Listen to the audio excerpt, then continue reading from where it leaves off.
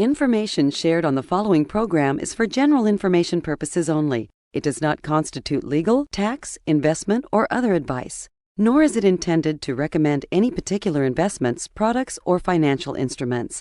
Always seek advice from your financial advisor, attorney, or accountant with regard to investment, legal, or tax questions. Hey, Aaron. Hey, what's up, Tony? Well, I got a question for you. You ready? Shoot. Okay.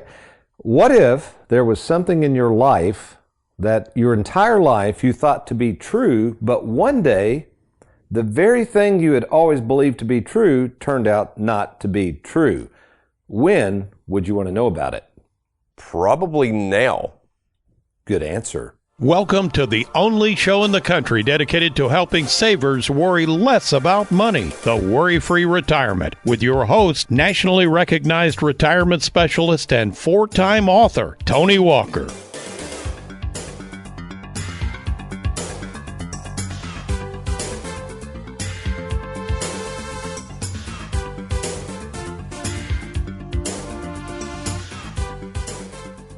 In an attempt to improve my abilities to help savers worry less about money and become the very best retirement planning specialist I can become, over the years I've taken a lot of my own money and own personal time to attend literally hundreds of different educational conferences and workshops hosted by others in the field of finance, money, psychology, and yes, even the art of listening. And of all the great things I've learned about money and the study of how they view the truth about this old world and all this money flowing through it, was this particular question posed by a random presenter at a conference I attended that went something like this. What if what you thought to be true all your life one day turned out not to be true? And then the most important question, the tagline, when would you want to know about it? Well, it's a powerful question to ask oneself when those truths we have always believed in our heart of hearts do in fact turn out not to be true. And nowhere is this sudden event of exposing a falsehood of something once believed to be true falling in the camp of dealing with people, money, and retirement, something we must expose as half-truths, and as we cover in our final episode of Financial Law and Order, Part 3. Well, welcome, folks, to the Worry-Free Retirement. And yes, I am that little man in the sweater vest, financial truth detector and fiduciary, Tony Walker. And before we get started, let me introduce to you this young man in the studios, America's favorite financial sidekick, who I posed this question to right before the show, Mr. Aaron Orander. Good morning, Aaron. Hello, sir. How are you? I'm doing real well. Have you ever heard that question before asked of you? I've heard you mention it before. I've heard you talk about that phrase, that question before. Yeah. I mean, what do you think about that, though? Has there ever been anything in your life that you really did think you knew the answer to was true, and then for whatever reason you realize, wait a minute, maybe I don't really believe this after all? Anything you can think of? Well, this may or may not go with what you're saying. So when I was in college, I remember I had a friend who, long story made short, he thought he was doing really well, or he thought he was doing okay in this particular class. Well, turns out he wasn't doing real well in it. And he was just kind of taken back. He's like, I don't know why the teacher didn't come and talk to me. I mean, I would have been willing to do extra credit or, whatever. But I think he eventually did go and talk to the teacher, and the teacher very much was kind of like, well, that's on you to figure that out. That's, I can't sit here and meet with, this was in college. So, I mean, the guy probably had a couple hundred students. He's like, I can't sit here and meet with every single one that may or may not be doing well in my class. I don't know if that really goes with what we're talking about or not, but that was kind of one of the things I thought about. No, I mean, that's a good point. Especially in school. I tell you, the funniest thing happened to me like that you bring that up. I was at Bowling Green High School. Senior in high school, it was going into the fourth quarter. So, you had quarters back then. Right. My guidance counselor, Miss McCubbin, she comes drag me out of this one class I'm in. She said, Tony, we got a problem. That's what's wrong, Miss McCubbin. She said, you haven't taken enough history. And I said, what do you mean? She said, if you don't take one more history class, you can't graduate. Oh. So she says, here, just pick a class. Well, there was 2 history classes that she could worm me in, because it was already started the quarter. One was a history class taught by an old boring dude. I can't remember what it was. And the other was a history class taught by she was a teacher. She became later mayor in our town, Patsy Sloan, called Women in America. Nice. And I was the only male in there, and I mean, it was awesome. Yeah. So that was a truth that I found out, but yeah, it was shocked me that I thought I was getting ready to graduate high school. No, I wasn't. But folks, in all seriousness, this is a financial show, by the way, not a dating game show, but we are going to uncover certain truths. Now, quite frankly, some of these might be true, they may not, but that's the whole point. In the financial world, many of these truths that has been espoused and been dogmatically proclaimed on the internet, financial entertainers, people you talk to, I don't care who it is, but a lot of these truths do not fit your truth. And we on this show are gearing our truths to savers. And what I've done over the past 38 years is realize that a lot of savers have believed a lot of things about money that really and truly are just not true. I'll give you an example, Aaron, of where we're going with this. I'm going to go over some basic math here in a minute, but can you imagine, I think we covered this last week, but it's just in my mind, I can't help it. Can you imagine if teachers all your life, parents, people you trusted had convinced you beyond a shadow of a doubt that 2 + 2 was equal to 5? Can you imagine all the errors you would have committed in math based on this assumption that 2 + 2, in other words, it just was wrong? Yeah. Okay. And then all of a sudden, some guy, let's say a mathematician, or maybe back to college, you attend a class and you sit down all these years, you thought 2 + 2 is equal to 5, and he all of a sudden says 2 + 2 is equal to 4. And this guy's a mathematician, world-renowned mathematician, and all of a sudden you've got to say to yourself, wait a minute, I could have actually been wrong, and then who are all these people teaching me? So folks, when we come back, we're going to expose some of the main things that I hear over and over again espoused by the financial world as truths, okay, dogmatic truths, when in reality, many of the things we're going to cover are going to take a trained retirement specialist to help you determine if those truths these people are espousing are really truths for you. I'm Tony Walker. You're listening to The Worry-Free Retirement. We're continuing and concluding our series on Financial Law and Order, Part 3. You stay tuned.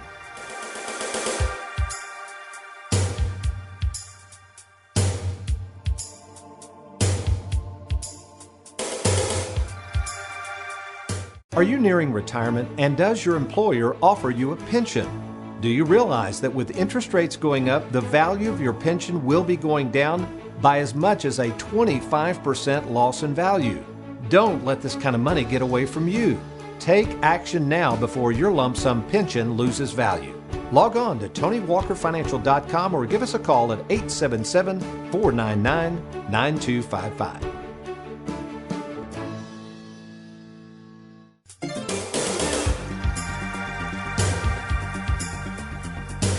Welcome back to the Worry-Free Retirement. We're talking about this notion of truth. Aaron, in the break, I brought up something to you. We are going to be recording our television show, The Worry-Free Retirement, immediately following the recording of this show, which, by the way, we're recording the show August 16th, 2022. But, you know, I was just thinking, as I prepared the TV show, I always have a Bible segment at the end of the television show. And gosh, one of the biggest truths I believed was that basically there was no God. I mean, for the first 31 years of my life, I took psychology and philosophy, and even though I was drug off to church as a youngster, I just didn't buy into the notion until, ironically, I'm 62 years of age now.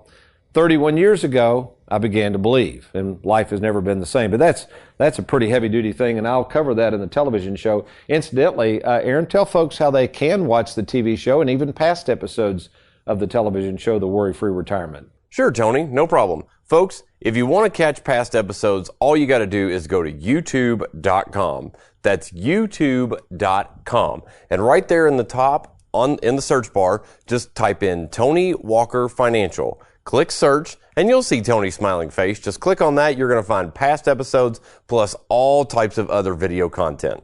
All right, thank you, Aaron. So we're kind of continuing this question. That's a wonderful question to ask yourself, and that is this: what if all your life there was something you believed to be true, but one day turned out not to be true? And the most poignant part of this question concludes with, okay, so you've learned it is true, but when would you want to know about it? And I think in finance, probably the biggest challenge to my understanding of money, Aaron, happened years ago. I'd already been through the CLU program, the Charter Life Underwriter program in the 80s. I'd already been through in the early 90s the Certified Financial Planning educational program. So I'd been pretty well educated by the academic world. You with me? Okay. And I did what we call estate planning and financial planning. I was eat up with that stuff. And I thought I was pretty good at it, quite frankly. And I never will forget, I went to a conference in Atlanta. I think it was sponsored by an insurance company or something, and you could listen to all these different breakout sessions of speakers. Are you with me? Okay. And I didn't know some of these people. This was in '94, I think it was. Anyway, so somebody said, "Hey, Tony, when are you heading back to Bowling Green?" I'd driven to Atlanta, and I said, "Well, I got to get back early." And he goes, "Oh man, this was a guy I met that I really thought was a sharp guy." He said, "You got to stick around for the last session to hear about this guy who created this system called LEAP, L-E-A-P." And I'm thinking, what? I mean, I got to get on the road. He said, "Tony, I'm telling you, you better stay around." So I stuck around. His name was Bob Castellone. He was delivering his little message. It was about a 2-hour workshop. And when we went in, I never forget, the guy's name was Jeff. He said, "Tony, stop a minute." I go, "What?" He goes, "He's going to take questions. Do not ask any questions." I said, "Well, I'll ask questions if I want to." He said, "Tony, just listen to what he has to say. Don't ask questions. And just try to process what he's saying." I said, okay. Okay. All right, you with me? Yep. So we go in. There's probably 40 people in this room, and I kind of sit in the back just to listen. And he immediately starts talking about a lot of the things people believe about money and different things we've been told to do. And while a lot of these things may or may not be good for people, and one of the first things he hit on, now this was back when I was doing estate planning, was something called survivorship life insurance policies. So this back in the late 80s, early 90s. Back then, folks, you could pass along $600,000 each spouse without estate taxes. But if you were worth more than $1.2 million, a lot of people were back then, when you died, you would owe taxes of up to 55% on that balance. So let's do the math here. Let's say you and your wife pass away. You're worth $5 million. With some proper planning, you could shield $1.2 million. That would leave $3.8 million exposed to estate taxes. Your kids would owe 55% of $3.8 million. That's almost $2 million. And you think about it, who in the world can scrap together $2 million, and this was due in 9 months, by the way, after death, $2 million to pay the government? Who has that kind of money sitting around? Wow. That's Nobody. insane. It's insane. Well, this is what happened. Most people who had that kind of money had businesses and farmland or whatever. So what we would do in the estate planning process, we'd come in and we go, "Hey, you don't have enough money to pay these taxes. Your kids don't. Why don't we do this? Why don't we carve off a little bit of money each year? We're going to put it in a trust outside your estate so that it's not subject to any estate taxes. It's tax-free. It's called second to die or survivorship life insurance." Hang with me, folks, because this is really important. And so it made sense. And even the accountants and attorneys loved it. So instead of the kids having to fork over $2 million or whatever, the owner, the business owner or the landowner would take some of the money now, maybe it was $15,000 a year, and buy this life insurance policy. You with me? But it wouldn't pay until the second death. And I just thought these were the greatest things in the world. You put them in trust. Well, all of a sudden, Bob Castellone said, "How many of you are using second to die life insurance?" Well, and I was even afraid to raise my hand at this point because Jeff had warned me. And he goes, "May I ask why?" Well, here we are. We're all real confident. "Well, because we went through it," and he just shook his head and he said, "What if I told you all that stuff was the worst financial decision you could ever make?" And he just stopped. Well, so I was all ears because I was going to try to listen. For the next 30 minutes, he described something called lost opportunity cost. And I knew enough about how insurance companies price products. And as he exposed this stuff, I'd never heard of this, but I thought, wait a minute, there was something about it that made sense. Does that make sense? It's like you don't know if it's really true, but it's like it's challenging what you believed. And I really sat there and I thought, this is actually making sense. But here was the problem, Aaron. I'd set up my whole practice to sell these policies, right? I was getting ready to head back to Bowling Green, all the areas that I covered. I went all throughout the state. I worked with some large business owners. And this was challenging the very thing I was telling them to do. You see the quandary? It's my livelihood in a way. And then the next thing, and I'll cover this with you folks, because most of you don't need second to die life insurance, but that was just the beginning. Then before it ended, he goes, "Now the last thing I want to cover is something called the 401k. How many of you have clients that have 401ks?" And we're all raising our hands real quickly. "And how many of you tell them, especially those of you who've been through all the financial planning courses, tell them to max out your 401k? I quickly raised my hand. And he said, "What if I told you that might be the worst thing you could tell them?" Well, then I stopped And then he went through and examined the 401k and all of the pitfalls I'd never thought about the 401k. Sounds like your day got ruined. My day was messed up, man. So after listening to all that, and then what I ended up doing there, and I just said, man, this guy, there's something about this guy. So I took all kinds of courses from him, from other people too, but I traveled all around the country, and I became a big believer in opportunity cost. I really did.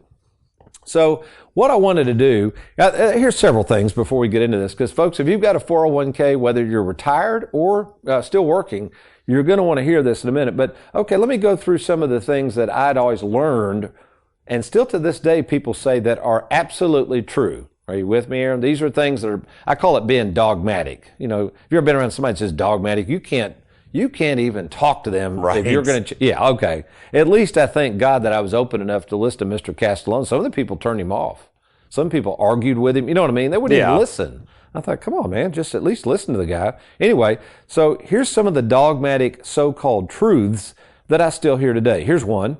You should always delay taking your Social Security as long as possible. So the longest you can delay is at age 70. So that's a dogmatic truth that in many cases turns out not to be true. We find this out in working with so many people. Here's one. We still have people, financial entertainers on the radio, talking about a terrible thing to tell people, and it's this supposed truth.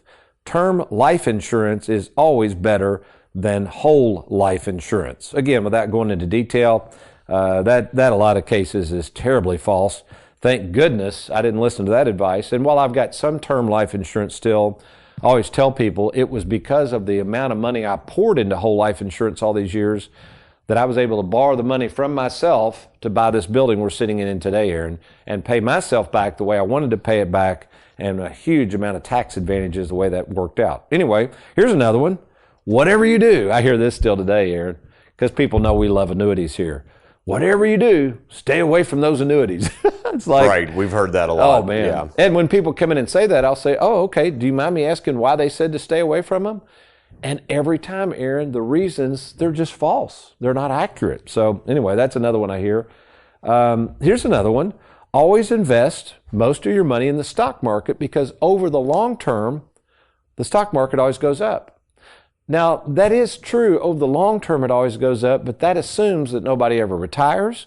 It assumes that nobody ever needs money when the stock market's crashing. So that's a terrible message to send, because although, yes, it's true, in history, the stock market's always gone up. It's always gone up and down. Well, one thing you've talked about, I was going to say, that also assumes that everybody's the same age and at the same track of life. You know, we talk about that a lot on this show. You know, I'm at a different place than where you're at. That's and right. Mary Beth, who just turned 21, she's at a different place than I'm at, you know, so. That's right. It's so true. And then finally, the one we're going to dive into in just a second, I've got to go through some math equations real quick, but the last one, here's the one I still hear to this day, and because of the tax rules, the way they're set up, I'll get into this next segment. Always max out your 401k plan. In other words, put as much as you can in the 401k, especially if you get a match. So I'm going to cover that next segment. But the one thing I want to cover real quick in the essence of time of this one, we covered that math issue.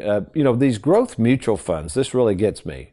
What a lot of people will do, and this is people that really don't do retirement planning. These are people that are not fiduciaries and giving this advice, but they'll say, well, you know, you ought to assume an average rate of return of 10% or 12%, because on average, that's what the stock market's done. And even if that were true, that's not how numbers work. In fact, Aaron, let me give you an example that I gave on page 96 of my book, Don't Follow the Herd. It's a great book, by the way. You can purchase Don't Follow the Herd. And it's also my latest book, Live Well, Die Broke. From any major bookseller on Amazon or Barnes & Noble, I would highly encourage those books to find out more about my philosophy at Tony Walker Financial. Okay, so I think we covered this last week, but it's worth covering again. So let's do some basic math according to the world's truth and what we call the average rate of return. So in year one, Aaron, you have the option of investing in the stock market. It goes up 20%. You with me? Year two, you keep your money in your 401k in the stock market. It goes up another 20%. Really good stuff, right? Right. Third year, through no fault of anybody's own, lack of control, whatever you want to call it, it doesn't matter. The stock market goes down 20%. Now, the average rate of return, simple math, truthful math actually, If you just took those three numbers and divided those by 3, the average return is 6.7%. But is that what you really made? No, because we talked about this. Let's see if I can remember correctly. So let's say you had $100,000 that you invested. The first year it went up 20%. That's okay, right. Great. So now you're at 120. Next year it went up 20%. Well, that 20% is off of the 120, not the 100,000. Correct. So that goes up to, I don't know what it is, not 140, but around there. A little higher. You're a little good. higher, yeah, 146 or something like that. I don't know. The third year, when it goes down 20%, the same thing. It's taking that 140, whatever it is, not the 100,000, and deducting from that. Correct? Bingo. So really, the actual yield is what you need to know, not the average return. The average return has nothing to do with what you made. That's just a mathematical equation. But the truth is, you only made 4.83% because of what you just described. So when I come back, we're going to talk about this notion of the 401k, and you've always heard this term, the match, the employer match, and it being free money. Well, I always want to say free money as compared to what?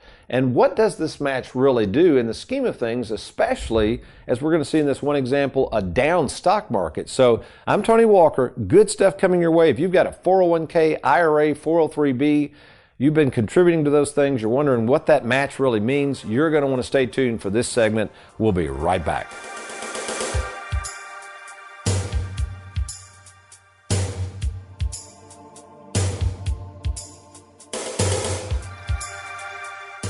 Getting ready to roll over your 401k to an advisor you barely know? Are they just going to invest your money, or do they actually have experience in retirement planning? Well, here's my advice. Don't leave your retirement to chance. Get a written game plan from an experienced retirement planning firm that has created more than 5,000 written game plans. To get started, simply log on to TonyWalkerFinancial.com and click on that Let's Get Started button. With the uncertainty of the stock market, now may be the best time to consider moving your 401k to safer territory. To talk to me at no cost or obligation, simply log on to TonyWalkerFinancial.com.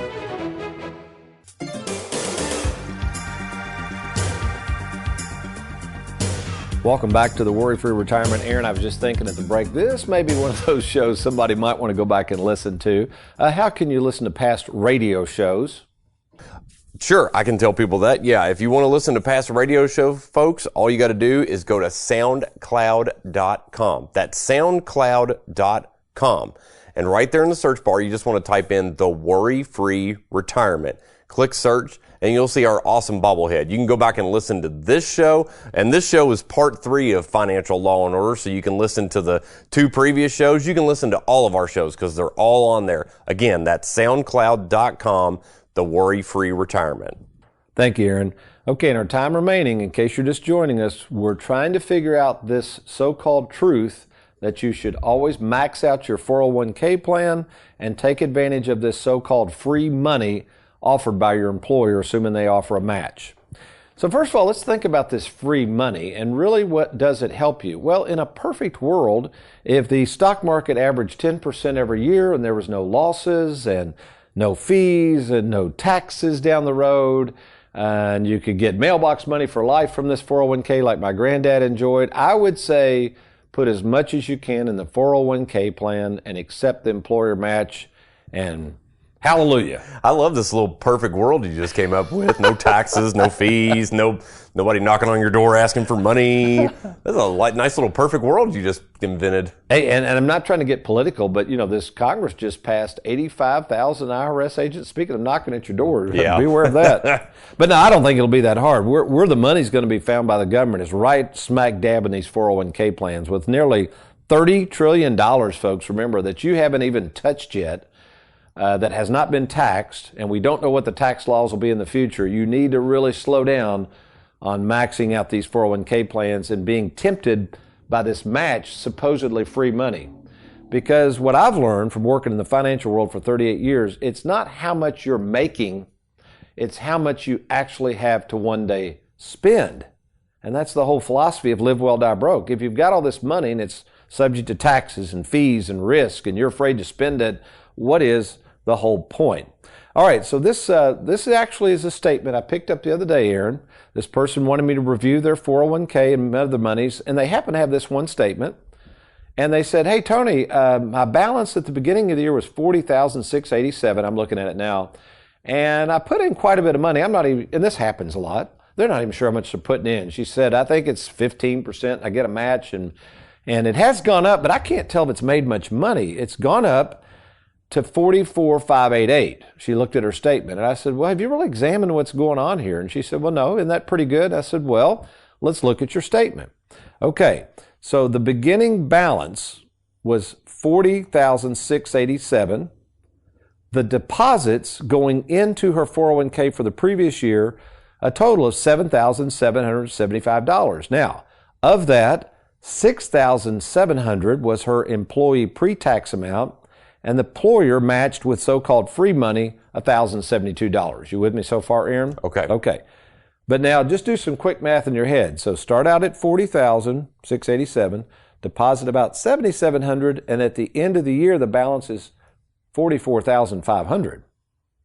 That's not, that's losing some money, right? You do the math you're losing real quick? money. Yeah. Okay. So we go in here. Actually, it shows, if you know where to look, the change in value, she thought she'd made money. Actually, she had lost $38,065 because you have to take the beginning balance, you add the deposits in, and then all of a sudden you have to subtract the ending balance, which was, so the beginning balance was 40, she put in 7,700. I'm doing rough math real quick in the essence of time. Ending balance was around 44.5. That means $3,800 is gone, or at least it's not on paper now. So my question is, what happened to all that free money? And if you're losing money, is it really free? Now let's be extreme here, because I've got to use this type of example. What if all of a sudden this person now retires and needs this money, Aaron? Not only did they just lose $3,800, all right? So the deposits didn't help them at all. In fact, they just threw money in and just lost $3,800. They haven't paid taxes on this yet. Oh, yeah, I forgot about that. Hadn't Yeah, paid taxes. okay. This is kind of interesting. And then the fees charged by the financial world, they still get their money. It's not like they're going to refund your fees and say, I'm sorry, Mr. Orander, that you lost all that money. So they get their fees. So I've seen this before. I've seen where people want this money now, whether it's, for an emergency or paying off a car or home. So in this example, let's say they're in a 20% tax bracket. They began with $40,000. They put in $7,700, so really they've lost $3,800. It's at 44, but still they've lost $3,800. That's gone forever if they liquidate it. And then they liquidate the $44,000 at a 20% bracket. That's just over $8,000 in taxes. So that brings it down to about, $36,000 or something? Yeah. So folks, I don't know about you, but that doesn't sound like free money to me at all. That sounds like a costly endeavor, which is why, here's my point. If you have a 401k, IRA, 403b, thrift savings plan, maybe you've got a lump sum pension, you've got to make some decisions over it, please contact us at Tony Walker Financial. Folks, I've been working in this field for many, many years. We have literally, and we can document this, I've overseen more than 5,000 written game plans. And that's the problem. Many of you don't have a written game plan. You got statements, you got money, you got people giving you advice left and right, but there's no way to test whether this advice is true to you or just blanket dogmatic statements that mean nothing. So to get a free assessment of your situation, here's where all this starts. We call it the free fiduciary phone call. And all you got to do to take advantage of this free offer is log on to TonyWalkerFinancial.com, TonyWalkerFinancial.com. And once there, you just click on the free phone call. You're going to be talking to me personally for about 10 minutes, and I'm going to find out about your situation. And if it warrants, we'll be happy to meet with you in either our Bowling Green, Louisville, or Lexington, Kentucky offices. Take advantage of that by going to TonyWalkerFinancial.com, or you can give us a call at 877-499-9255. That's 877-499-WALK. Well, we've certainly enjoyed being with you today, and we'll look forward to talking to you next week. But you remember, between now and then, if all else fails, you be worry-free. Make it a good one.